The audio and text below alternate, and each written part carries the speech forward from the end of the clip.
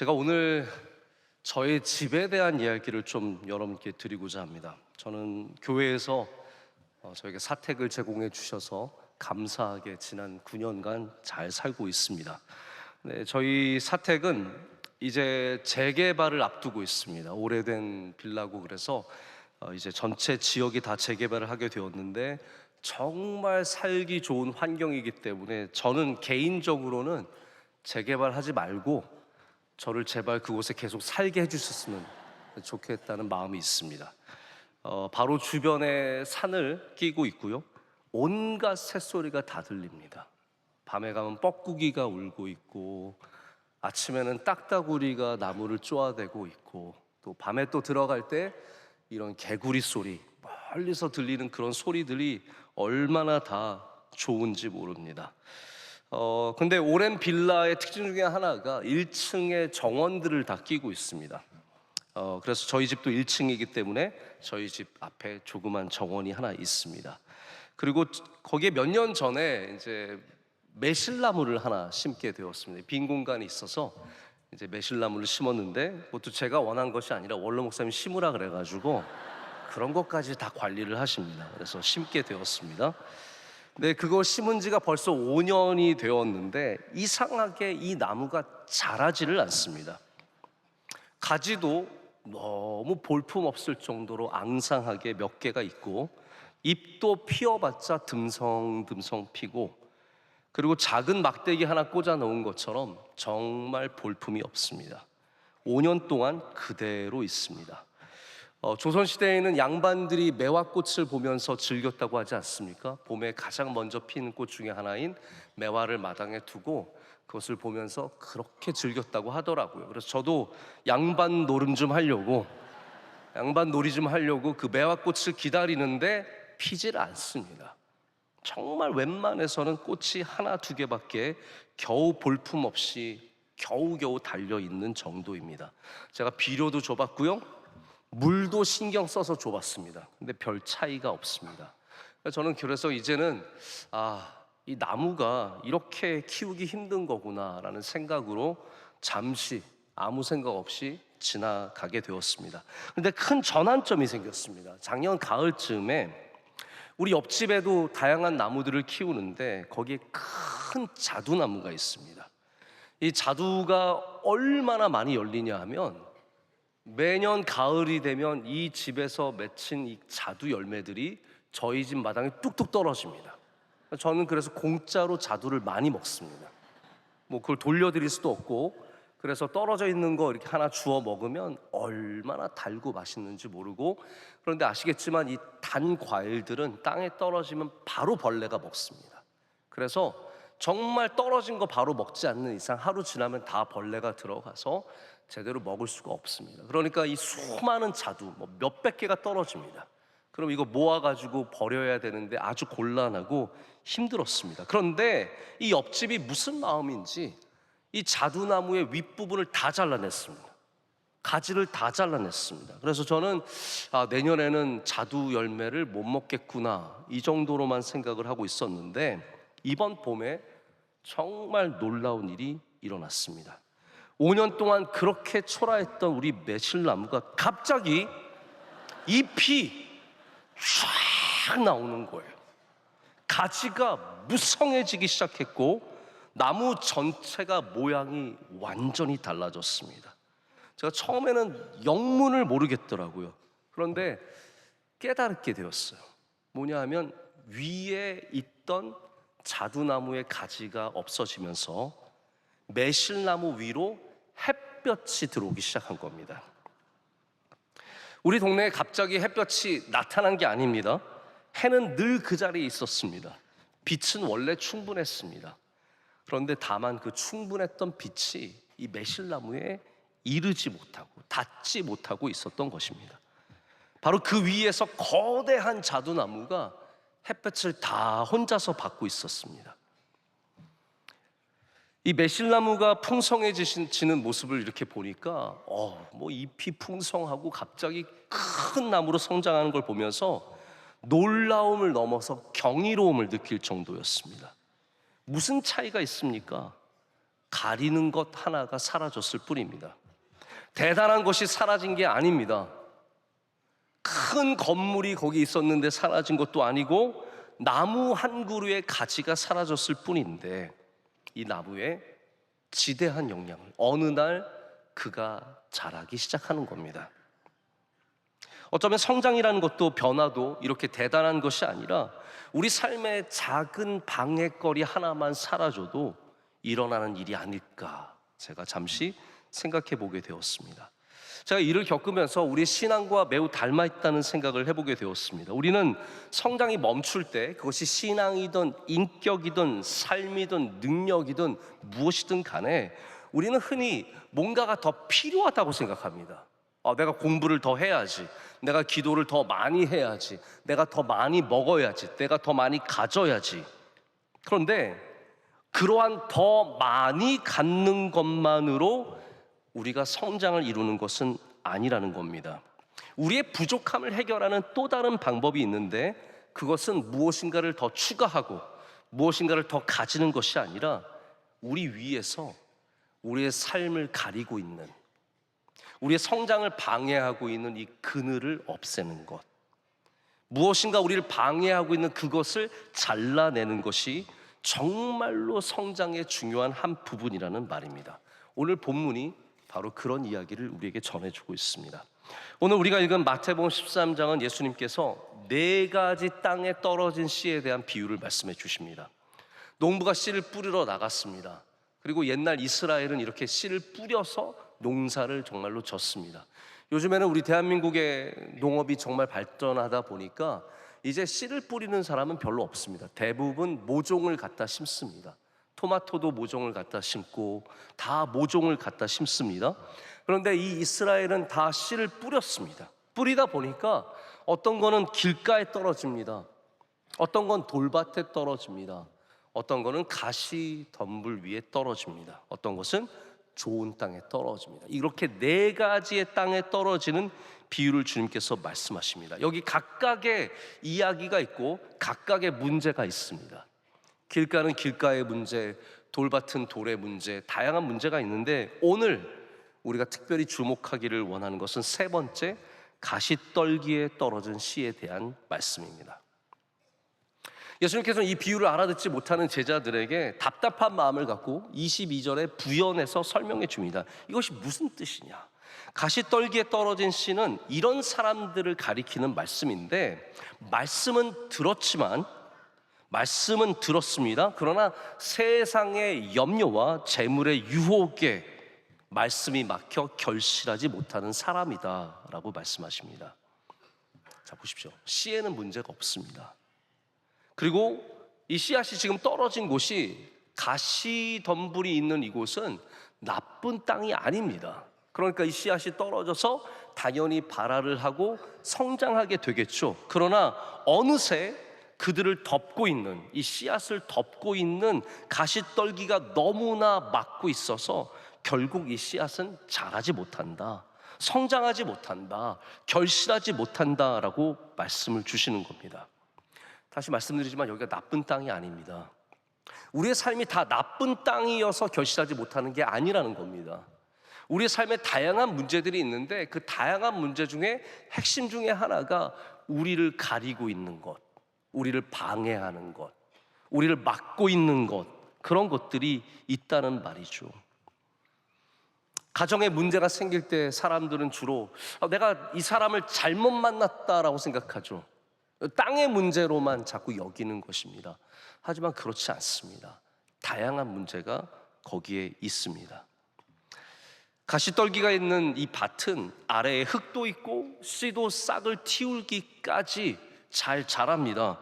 문제는 그 자라나는 사람 위에 가시떨기가 넓게 자리 잡고 있다는 점입니다. 이 가시가 직접 씨를 뽑아버리지 않습니다. 다만 그 위에서 영양분을 빼앗아 가고, 무엇보다도 우리가 마땅히 빛을 받아야 하는데 그 빛을 가립니다. 씨는 분명히 싹이 났고 자라기 시작했지만 빛을 보지 못하기 때문에, 영양분을 빼앗기기 때문에 결국은 자라지 못하고 아무것도 결실하지 못한다는 말입니다. 오늘 주님께서 우리에게 주시는 이 말씀을 듣다 보면 이것이 우리의 삶이다라는 것을 우린 다 깨달아 알 수 있습니다. 하나님의 말씀에는 능력이 있습니다. 하나님의 말씀에는 능력이 있습니다. 그 말씀이 얼마나 거룩하고 복되고 아름다운지 모릅니다. 그 말씀이 지금 주님께서, 일하시는 주님께서 우리의 마음밭에 지속적으로 뿌려주시는 씨앗입니다. 지금도 성령께서는 우리의 밭에서 일하고 계십니다. 뿌리고 계십니다. 감동도 받습니다. 은혜도 받습니다. 뭔가 내 삶에 변화를 가져와야지, 내가 이제 정말 예수님 잘 믿어야지라는 생각을 갖지만 어느새 많은 가시가 우리 위에서 우리를 방해합니다. 주님께서는 그것을 두 종류로 분류해서 말씀하십니다. 하나는 염려다라고 말씀하시고 또 하나는 유혹이다라고 말씀하십니다. 이 염려와 유혹이라고 하는 거대한 가시떨기가 우리의 하늘을 가리고 있습니다. 주님을 보지 못하게 합니다. 우리는 두려울 때 주님을 보지 못합니다. 그래서 하나님께서 가나안 땅에 들어가는 여호수아에게 첫 번째 주신 말씀이 뭐냐면 너희는 두려워 말라라는 겁니다. 왜냐하면 두려우면 보지 못하기 때문입니다. 염려 때문에 두렵고 근심 때문에 두렵습니다. 유혹을 받아서 세상의 것을 바라보느라 정작 우리가 받아야 할 빛, 예수 그리스도의 빛을 받지 못하는 겁니다. 햇볕은 여전히 우리를 비추고 있습니다. 여러분, 주님의 사랑은 예나 지금이나 앞으로 똑같습니다. 주님 여러분 사랑하십니다. 하나님의 은혜는 예나 지금이나 앞이나 같습니다. 다만 그것을 가리는 것들이 우리의 삶에 있다는 말입니다. 그것이 우리의 생명을 시들게 합니다.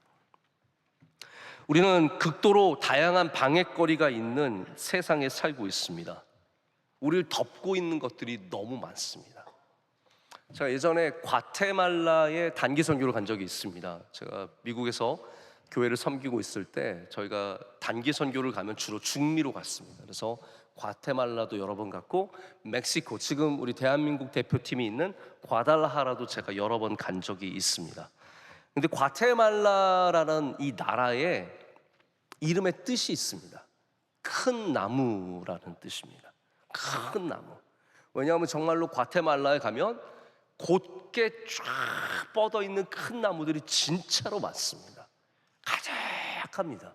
그래서 아마 사람들은 옛날부터 이 높은 나무들이 있는 이 지역을 과테말라라고 불렀던 것 같습니다. 그런데 중미의 많은 도시들과 많은 산지에서 커피를 키우지 않습니까? 과테말라 커피가 맛있습니다. 혹시 드셔보셨습니까? 여러분 차이를 아시겠습니까, 여러분이? 과테말라 커피가 맛있습니다. 과테말라 커피가 좀 풍미가 더 있고요. 안티구아 이런 도시의 커피가 참 좋습니다. 근데 그 이유 중에 하나가 뭐냐면 과테말라는 나무 아래에서 커피를 키웁니다. 왜냐하면 큰 나무들이 있다 보니까 그 나무 아래서 키워서, 그래서 부드러운 맛과 풍미가 있다는 얘기를 제가 들은 적이 있습니다. 어쩌면 커피 나무는 이렇게 나무 아래서 잘 성장할지 모르겠지만 우리는 그렇지 않습니다. 우리는 우리 위에 큰 나무들이 자리 잡고 있을 때 성장하지 못합니다. 지금 우리는 역사상 가장 많은 정보와 자극적인 미디어에 둘러싸인 시대를 살아가고 있습니다. 여러분 참 안타깝지 않습니까? 젊은 청년이 게임을 하느라 자신의 삶을 살아가지 못합니다. 너무나 큰 방해가 그의 삶을 누르고 있습니다. 그가 능력이 없는 사람도 아닙니다. 똑똑합니다. 일하면 잘합니다. 그러나 무엇인가 방해하는 거대한 것이 그의 삶을 누르고 있습니다. 요즘에 제가 길에서 걸어보면 정말로 많은 사람들이 핸드폰 보면서 걷고 있습니다. 핸드폰 뭘 보고 있는지 모르겠는데 지나가면서 보면서 웃는 사람들이 얼마나 많은지 몰라요. 그러다가 넘어지고, 제가 넘어진다고 말했지만 실제로는 자빠지는 겁니다. 넘어지고 구르고 부딪히고 교통사고 당하고 별의별 일을, 지금도 하루에 몇백 명이 그런 사고를 당합니다. 왜 그렇습니까? 그것이 방해가 되기 때문에, 우리의 걸어가는 길을 방해하기 때문입니다. 여러분, 예배를 드리는 이 한 시간에도 우리를 방해하는 것이 너무나 많습니다. 염려와 유혹이 우리를 방해할 뿐만 아니라 다양한 것이 우리를 방해합니다. 뭐 설교가 수준이 낮아서 혹은 설교가 어려워서 우리의 예배를 방해하는 게 아닙니다. 혹은 자리가 불편해서 더워서 추워서 우리를 방해하는 게 아닙니다. 끊임없이 우리의 빛을 막고 있는 것들이 있습니다. 여러분, 다만 일주일에 이 귀한 한 시간만큼이라도 주 예수 그리스도의 빛을 받으시길 축복합니다. 여기 오셨으면 여기서 주님을 바라보세요. 주님의 빛을 받으십시오. 이거를 또 다른 것들이 막고 있으면 얼마나 안타깝습니까? 뭘 해야 되는데 끝나고 어느 식당 가지? 자기 어느 식당 갈래? 해가지고 찾아보게 되고, 아무 데나 가서 드십시오. 예배는 주님을 바라보는 시간입니다. 주님께서 이 예배를 통해서 여러분에게 빛을 비춰 주십니다.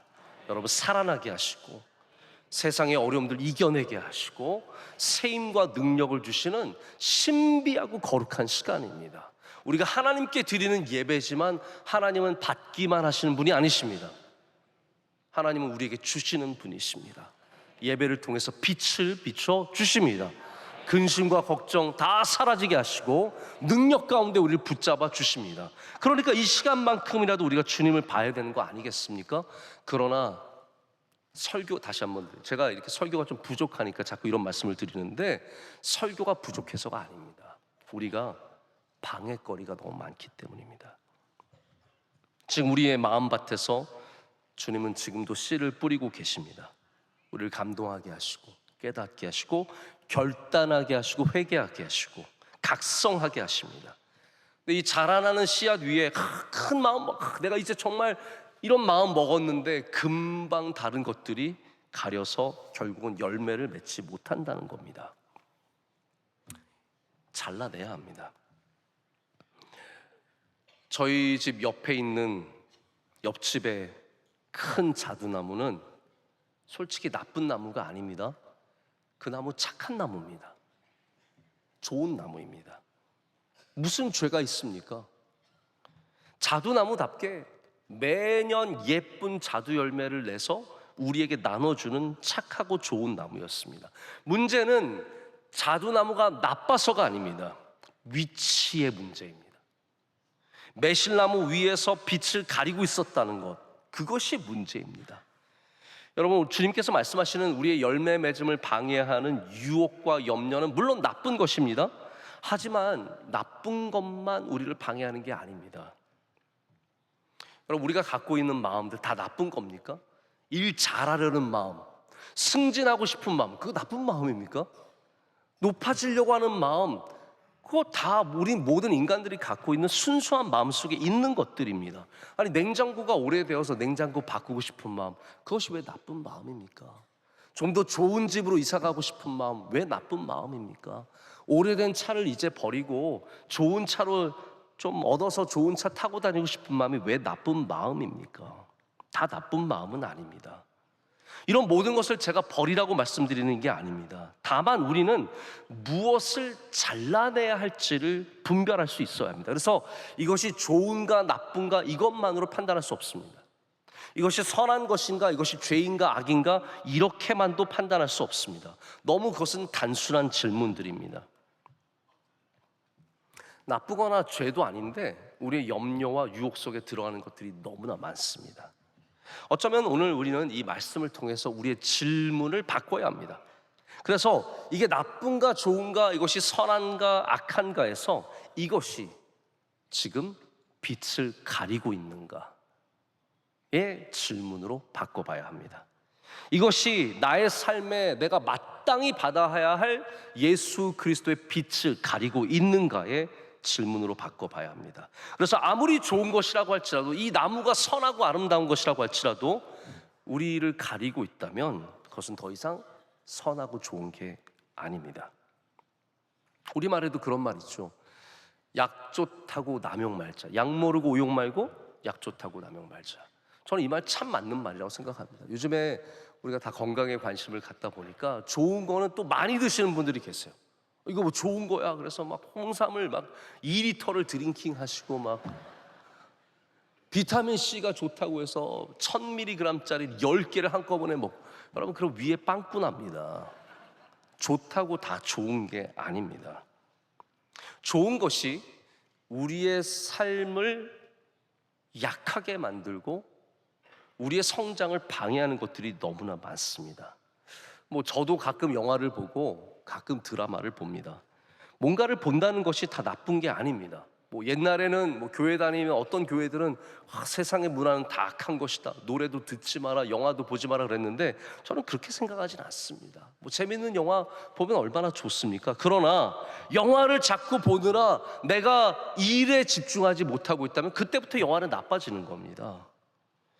여러분, 관계가 얼마나 아름답습니까? 하나님께서는 관계를 통해서 우리를 축복하십니다. 할렐루야. 성경에 보면 관계 하나하나가 우리에게 복이 되는 통로입니다. 그런데 그 좋은 관계가 친구를 만나는 것 때문에 바빠져서 예배를 포기하게 된다? 여러분, 그때부터는 그 관계는 건강한 관계가 아니라 우리 위를 가리고 있는 관계가 되는 것입니다. 내 위에 자두나무가 됩니다. 그래서 무엇이 내 위에 그늘을 만들고 있는가에 대해서 우리는 정직하게 답할 수 있어야 합니다. 바울이 예수님을 만난 다음에 자기가 자랑하던 모든 것, 나는 가말리엘 문화의 한 학생이었고, 나는 바리새인이고, 바리새인 중에 바리새인이고, 나는 로마의 시민권을 가졌고, 그가 가졌던 지식과 지위와 학력과 이 모든 것을 뭐라고 말했냐면 배설물처럼 여긴다라고 했습니다. 자랑스러운 것, 좋은 겁니다. 나쁜 게 아닙니다. 공부 많이 한 게 뭐가 나쁜 것입니까? 로마의 시민권을 갖고 있는 것이 잘못이 뭐가 있겠습니까? 그런데 바울이 그것을 배설물이라고 말하는 것은 그것의 가치가 바뀌었기도 했지만 더욱더 중요한 것은 그것이 더 이상 그의 삶에 의미가 없다는 말입니다. 자, 이게 무슨 말이냐 하면, 죄송합니다, 배설물을 여러분이 정확하게 이해하실 필요가 있어요. 배설물은 그냥 더럽다는 말이 아니고 그냥 쓸데없다는 말이 아닙니다. 배설물은 무슨 의미를 갖고 있냐면 버려야 하는 것이라는 의미입니다. 자, 보십시오. 여러분 집에 내가 그래도 내 안에 있었던 건인데 배설물 아까워서 막 이렇게 부둥켜 안고 계신 분 계세요? 아닙니다. 우리는 배설물은 아무리 내 안에서 나온 것이지만 이제는 버리는 겁니다. 옛날에는 자랑이었지만 내가 복음을 전하고 예수 그리스도를 믿는 삶에 방해가 되는 것이기 때문에 버리겠다라는 의미의 배설물이죠. 여러분, 그렇습니다. 우리의 삶에 좋은 것이지만 내가 성장하고 내가 자라고 내가 열매 맺는 것에 방해가 되는 것은 배설물처럼 버릴 수 있는 담대함이 있어야 합니다. 자, 여기 한 가지 더 기억해야 될 것이 있습니다. 저희 집에 매실나무가 갑자기 바로 자란 것은 아니었습니다. 옆에 자두나무 가지가 잘리고 바로 그때부터 무성해진 게 아닙니다.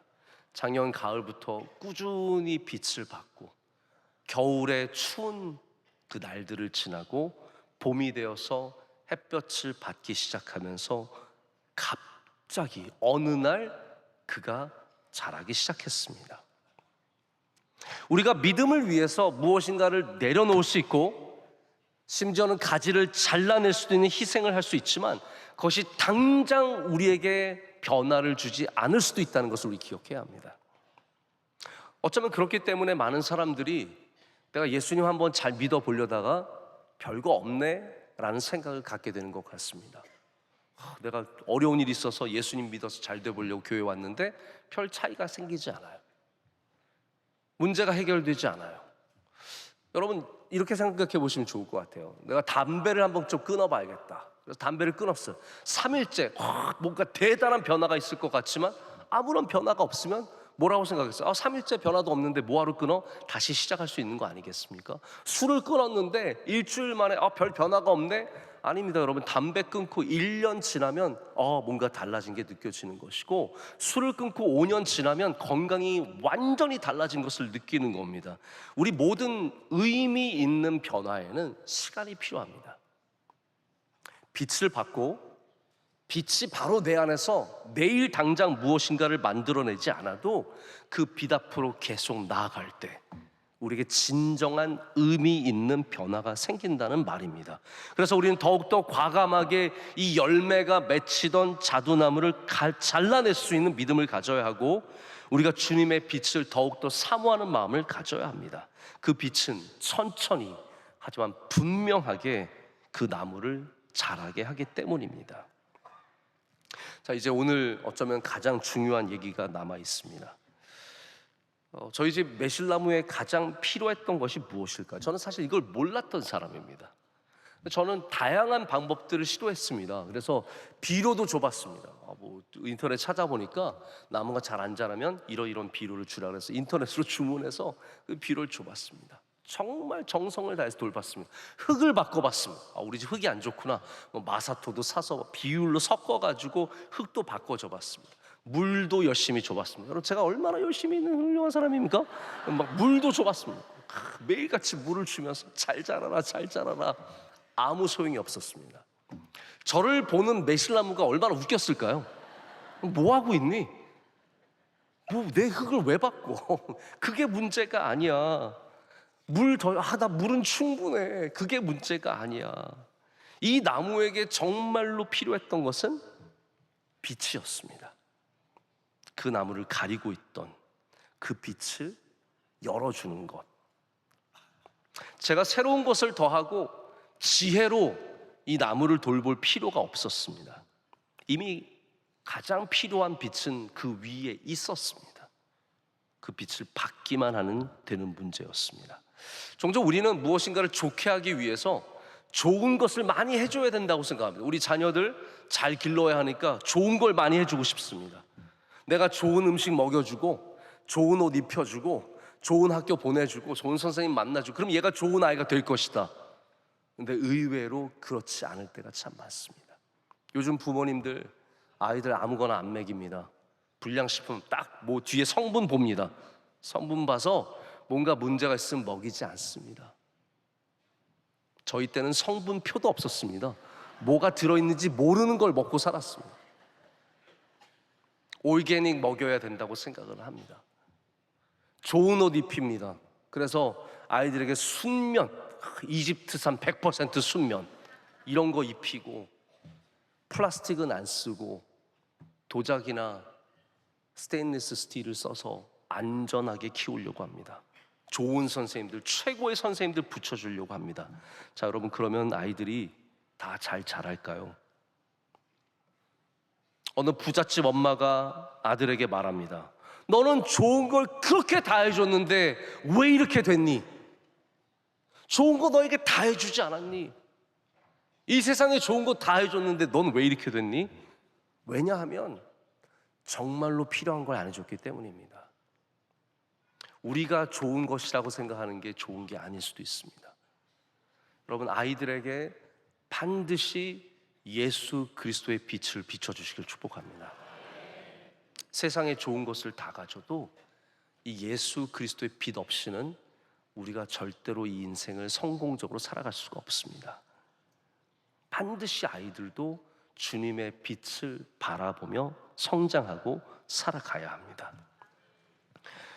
우리의 믿음을 향한 태도도 그렇지 않을까 생각합니다. 우리의 침체된 신앙, 멈춰있는 신앙, 이 식어버린 신앙을 되찾기 위해서 우리는 뭔가 좋은 것을 해보려고 합니다. 좋은 말씀도 들어보려고, 좋은 교회를 찾아가 보기도 하고, 좋은 것으로 뭔가를 해보려고 합니다. 새로운 결단, 영성 프로그램 이런 것들 다 찾아보죠. 여러분, 다시 말씀드리지만 이게 나쁜 게 아닙니다. 다 좋은 것들입니다. 하지만 우리에게 어쩌면 정말로 필요한 것은 더 많은 설교가 아니라, 더 새로운 교회가 아니라, 좋은 것들만이 아니라 우리 삶에 지금 우리 위에 가득한 가림막이 가지들을 치워내는 것이 먼저일 수도 있습니다. 어쩌면 우리 안에 있는 지나친 관계들, 너무 많은 사람들 만나고 많은 모임에 가고 많은 취미 생활하고 여행을 지나치게 많이 가고, 이런 다양한 가림막이들이 우리의 시선을 빼앗아 가고 있다는 말입니다. 예수님께서 요한복음 15장에 열매를 맺는 삶에 대해서 아주 중요한 원리들을 가르쳐 주십니다. 먼저는 나무에 붙어 있어야 합니다. 그런데 또 주님께서 주시는 말씀이 뭐냐 하면, 이것이 물론 좀 다른 맥락이긴 하지만 가지를 잘라내야 열매가 맺힌다고 말씀하십니다. 우리 농부 되신 하나님께서 가지를 잘라내시는데 그 가지를 잘라내야 열매가 많이 맺힌대요. 여러분, 여기 핵심적인 가치가 들어있습니다. 무엇인가가 잘려나가야, 무엇인가가 없어져야 우리가 열매를 맺는 삶을 살게 된다는 것입니다. 그래서 열매를 맺기 위해서 물을 더 주신다라고 말씀하지 않으셨고, 비료를 더 주신다고 말씀하지 않으셨고, 다른 곳에 심는다고 말씀하지도 않으셨습니다. 가지를 쳐낸다, 가지를 잘라낸다. 마치 행복이 저 멀리 있는 것이 아니라 어쩌면 이미 우리 안에 있는 것처럼 하나님께서는 우리에게 좋은 것을 이미 허락해 주셨습니다. 할렐루야. 이미 우리에게 말씀을 주셨습니다. 하나님의 능력의 말씀, 거룩한 말씀, 우리에게 예수 그리스도를 보내주셨습니다.